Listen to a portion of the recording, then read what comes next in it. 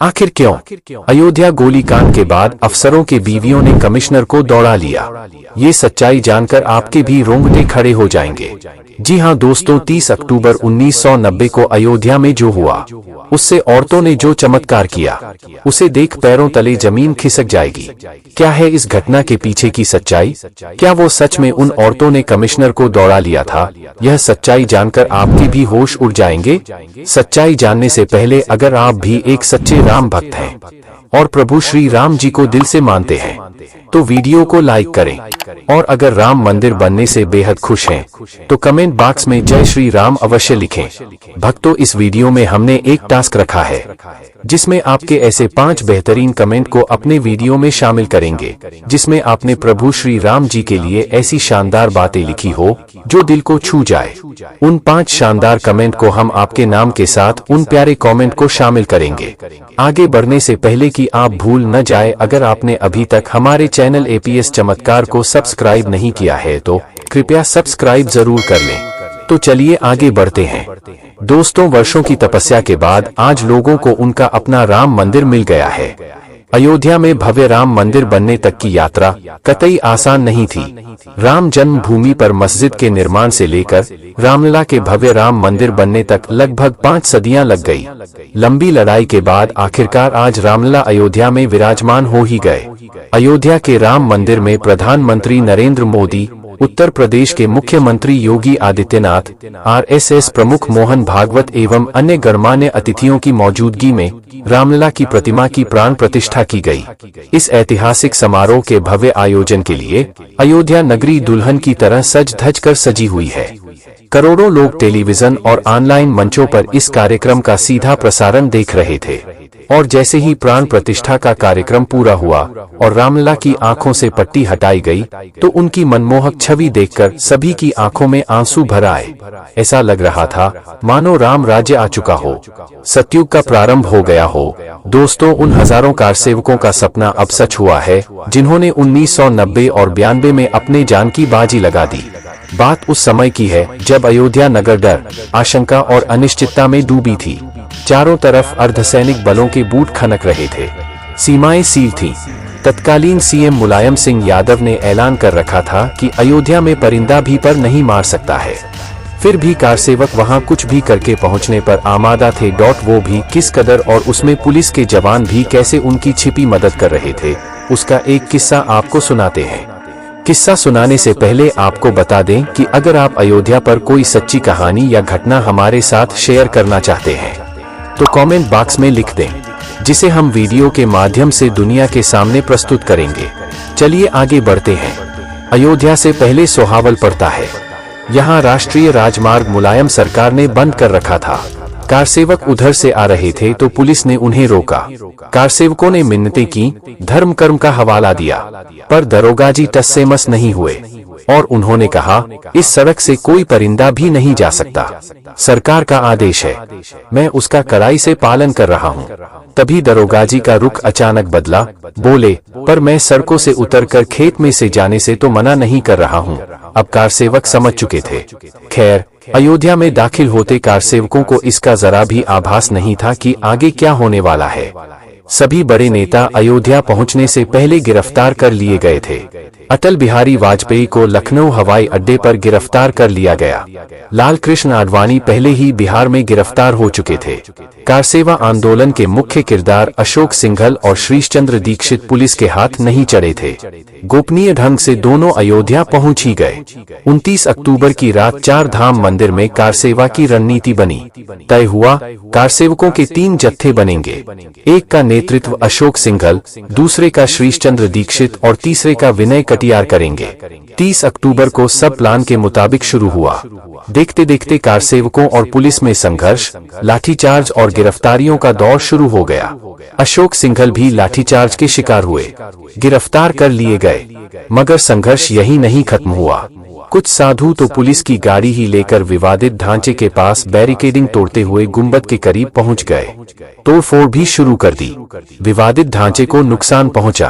Police ने कारसेवकों को रोकने के लिए गोली भी चलाई, पर असली खून खराबा तो 2 नवंबर को होना था, जिस दिन लोग मरने मारने पर उतारू होने वाले थे।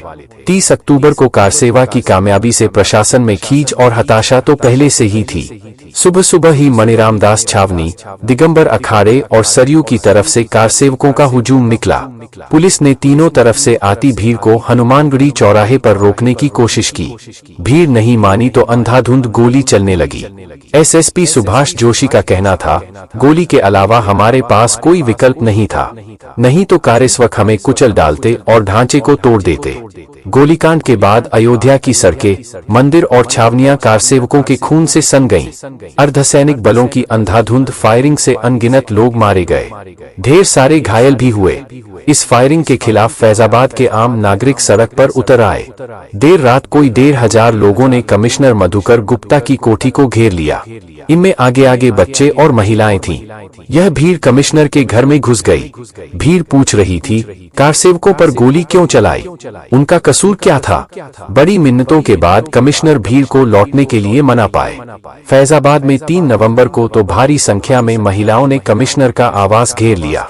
ये सारी महिलाएं फैजाबाद के सैन्य और सरकारी अफसरों की पत्नियां थीं। इन महिलाओं ने कमिश्नर को घेरकर पूछा, निहत्थे कारसेवकों पर गोली क्यों चलवाई। कमिश्नर बोले, सरकार का आदेश था। महिलाओं ने कहा, वे मुख्यमंत्री के अलोकतांत्रिक आदेशों को क्यों मान रहे हैं। महिलाओं ने कमिश्नर से कहा कि वे गोली की भाषा बंद करें। एक एडीएम की बीवी ने कहा, आप मजिस्ट्रेटों पर दबाव डालकर गोली चलाने के आदेश पर दस्तखत क्यों करवाते हैं। आपने अगर अब ऐसा किया तो कोई मजिस्ट्रेट दस्तखत नहीं करेगा। जिन कारसेवकों को बातचीत से मनाया जा सकता है, जिन्हें गिरफ्तार किया जा सकता है, उन पर गोली चलाने का आदेश ही किसी पर दबाव नहीं डालेंगे। सवालों की बौछार से कमिश्नर के पसीने छूट रहे थे। एक अफसर की बीवी ने कहा, आप मुलायम सिंह के हर मनमाने अलोकतांत्रिक निर्णय का समर्थन क्यों करते हैं। कमिश्नर मधुकर गुप्ता बोले, तो मैं क्या करूं। एक अफसर की पत्नी बोली, आप उन्हें असलियत बताएं, संतों पर गोली चलाने से मना करें, उनके अवैधानिक निर्देश मानने से इनकार करें। तब कमिश्नर ने कहा, यह सरकार का फैसला है, इसमें हमारा कोई दखल नहीं है, हम आपकी भावनाओं को सरकार तक पहुंचा सकते हैं। तो एक मजिस्ट्रेट की बीवी बोली, आप मुख्यमंत्री के हर गलत फैसले का समर्थन कर उन्हें तानाशाह बना रहे हैं। कमिश्नर मधुकर गुप्ता ने कहा, वे बसों को तोड़ रहे थे, पथराव कर रहे थे। एक महिला ने जवाब दिया, बसें तो बाद में बन सकती थीं, पर जिनकी गोदें सूनी हो गई हैं, जिनके सिंदूर उजड़ गए हैं, क्या आप उन्हें वापस ला सकते हैं। कमिश्नर के बोल नहीं फूटे। अफसरों की बीवियों ने चिल्ला चिल्लाकर पूछा, लाठियां क्यों नहीं चलाई गईं? मुख्यमंत्री के सिर्फ इस ऐलान से कि कोई परिंदा भी पर नहीं मार सकता, आप लोगों ने चापलूसी में निहत्थे लोगों को गोलियों से भूनना शुरू कर दिया। उस रोज फैजाबाद के सरकारी अफसरों के घर चूल्हे नहीं जले, क्योंकि उनकी पत्नियां आयुक्त के यहाँ बैठी थीं, यह लिखित आश्वासन लेने के लिए कि अब गोली नहीं चलेगी। कमिश्नर के बंगले पर यह हंगामा हो ही रहा था कि छावनी से सेना के अधिकारियों की बीवियों ने जुलूस निकाल लिया। जुलूस पूरे शहर में घूमा। शहर के कॉलेजों के प्रिंसिपल, अध्यापक और वकील इसमें शामिल हो गए और आयुक्त निवास आते आते इनकी तादाद हजारों में हो गई। जुलूस में महिलाएं और बच्चे हाथ में तख्तियां लिए थे, जिन पर लिखा था, निहत्थे कारसेवकों की हत्या बंद करो, जनरल डायर मत बनो। बढ़ती उत्तेजना से फैजाबाद लखनऊ राजमार्ग को रोक दिया गया, क्योंकि कमिश्नर का घर इसी सड़क पर था। कमिश्नर उस रोज फैजाबाद के पिछले दरवाजे से अपना घर छोड़ भाग खड़े हुए। किताब के मुताबिक कारसेवकों पर चली गोली के गुस्से ने मुलायम सिंह से उनकी राजनीतिक जमीन खींच ली। राम भक्तों ने उत्तर प्रदेश की सरकार उलट दी। ध्वंस अभी जमीन पर तो नहीं हुआ, पर जहन में जरूर हो गया। क्रिया की प्रतिक्रिया इतनी त्वरित और जबरदस्त होगी, किसी ने सोचा भी न था। गोलीकांड के 7 दिन बाद ही प्रधानमंत्री वी.पी. सिंह की सरकार भी चली गई। वैसे तो जिसने राम को अपनाया है उसने बहुत कुछ पाया है, और जिसने राम को दुत्कारा है वो खुद मिटता जा रहा है। दोस्तों, अगर आपको वीडियो पसंद आई है तो वीडियो को लाइक करें और अपनी राय नीचे कमेंट बॉक्स कमेंट करके बताएं और इसी के साथ कमेंट बॉक्स में जय श्री राम और हर हर महादेव अवश्य लिखें। और वीडियो अगर आपको पसंद आई हो तो आप वीडियो को लाइक जरूर करें। अगर आपके साथ भी ऐसी कोई सत्य चमत्कारी घटना घटी है तो आप नीचे कमेंट बॉक्स में अवश्य लिखें। हम अपने चैनल के माध्यम से उसे दुनिया तक पहुंचाने का प्रयास करेंगे। और दोस्तों, ऐसे चमत्कारी घटना को देखने के लिए चैनल को सब्सक्राइब करें और साथ में बेल आइकन को भी जरूर दबाएं। अभी के लिए जय श्री राम, हर हर महादेव।